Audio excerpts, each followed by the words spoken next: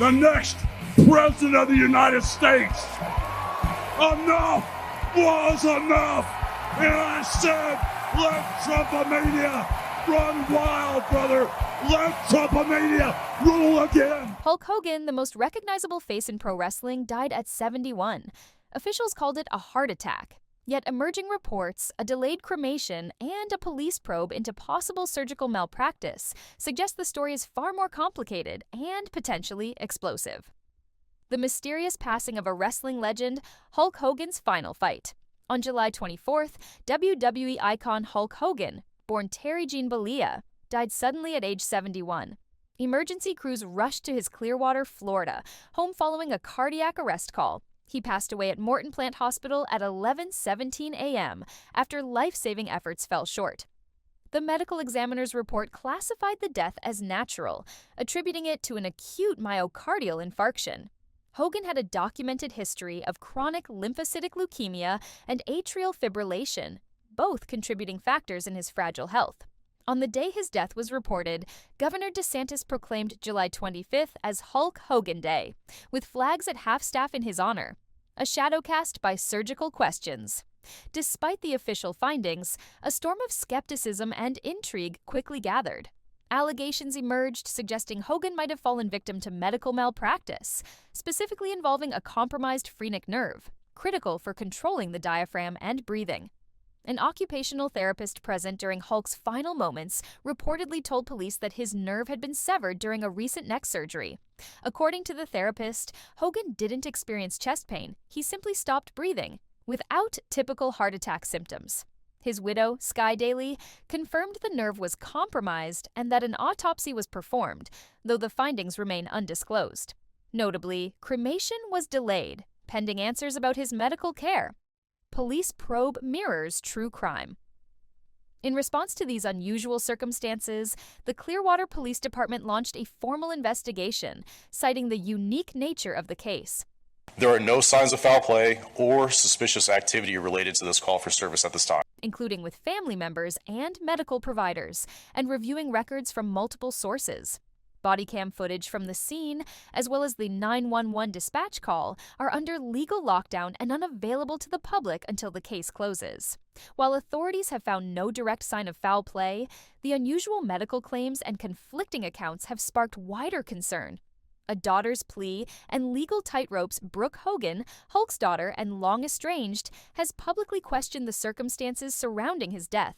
In statements to media, she indicated professionals, including police officials and nurses, have reached out to her, urging her to obtain bodycam footage and 911 tapes, which she believes could shift the prevailing narrative.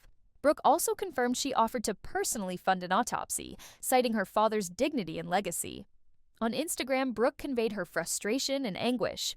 "I have 100% gotten legit calls from professionals telling me I need to see bodycam footage, and I need to get a hold of the 911 tapes because they could potentially shed enough light to change the narrative we've all been hearing." Her access is limited. By HIPAA and estate authority laws, only Hogan's widow, Sky Daly, has the legal rights to medical documents and decision-making. Brooke also rejected rumors that she benefited from her father financially or emotionally, casting those as malicious attempts to distort her legacy while Hogan is gone. She has even hinted at pursuing defamation claims should false narratives persist, a son's vision to preserve legacy.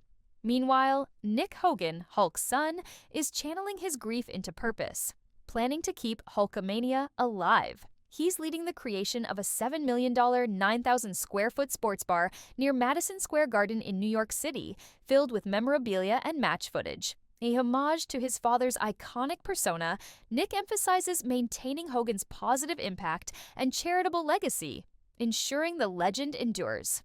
Behind the headlines, health decline and final months. To understand the broader context, Hogan's recent medical history provides key insight.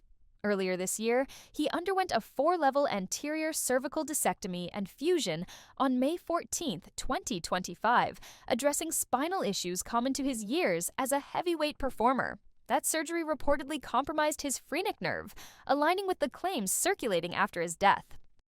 Close friends, including Jimmy Hart and Eric Bischoff, recount a rapid health decline. Hogan avoided visitors, appeared weak, and was visibly frustrated by his condition.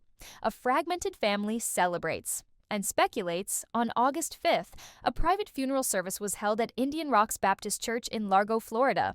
Many prominent figures, Sky Daly, widow, Linda Hogan, ex-wife, WWE royalty like Vince McMahon, Triple H, Stephanie McMahon, Ric Flair, Kid Rock, Dennis Rodman, and others paid tribute.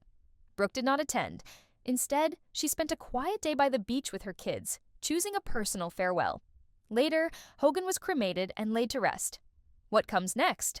The investigation continues, with no public timeline for closure. Police insist they will brief the Hogan family before releasing any findings. Meanwhile, unresolved questions swirl. What did the autopsy truly reveal?